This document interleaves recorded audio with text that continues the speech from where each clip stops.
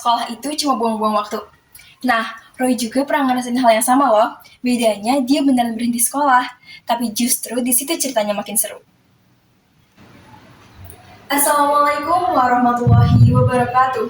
Halo semuanya, aku Nurul Nabila Sofuro, siswi kelas 11 SMK Negeri 2 Purbalingga.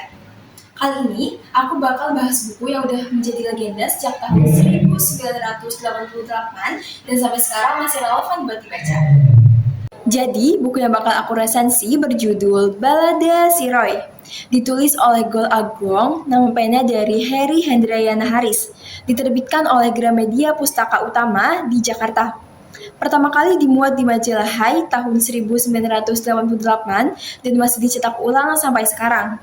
Sudah cetakan ketiga pada tahun 2022. Dengan tebal buku 368 halaman dengan ukuran buku 20 cm. Dengan nomor ISBN 978-602-06-64132 dengan harga Rp99.000 di Pulau Jawa. Siapa yang nyangka sebuah cerita bersambung di majalah bisa bertahan hingga 3 dekade bahkan dijadiin film. Itulah yang terjadi sama Balada Si Roy. Bukan novel petualangan biasa, ini adalah potret remaja kebanyakan. Bisa salah jalan, tapi juga bisa bangkit dan memperbaiki diri. Hidup Roy berlika-liku, cinta, tawuran, pergaulan bebas, hingga dekadensi moral. Tapi justru kejujuran itulah yang bikin ceritanya abadi.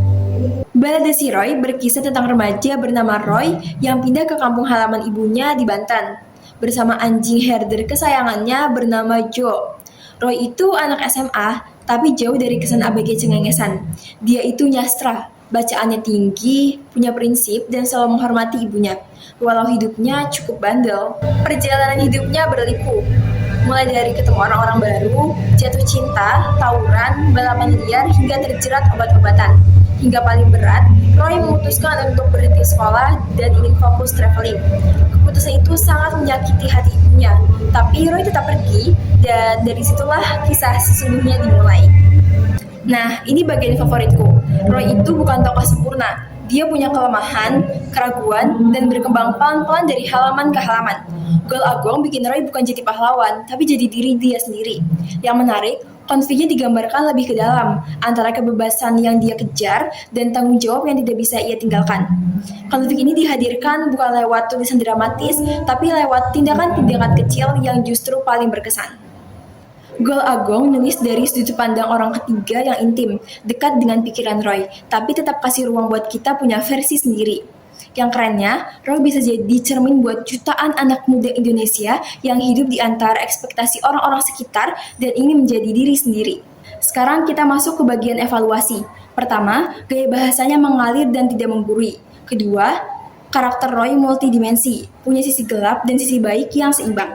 Ketiga, latar tempat autentik. Suasana Indonesia era 90-an kerasa hidup banget di setiap halamannya. Di sisi lain, ada beberapa kekurangan, di antaranya beberapa bagian temponya agak lambat, terutama di tengah-tengah buku, jadi butuh kesabaran ekstra. Kedua, konflik antar tokoh juga kurang menggigit, dan beberapa tokoh pendukung hadir terlalu sekilas, padahal potensinya menarik banget. Habis baca buku ini, jujur aku ngerasa ada yang membekas. Roy itu bukan talent sempurna, tapi dia jujur. Dan kejujuran itulah yang bikin ceritanya terasa dekat. Bahkan buat kita yang hidup di zaman jauh dari zamannya Roy.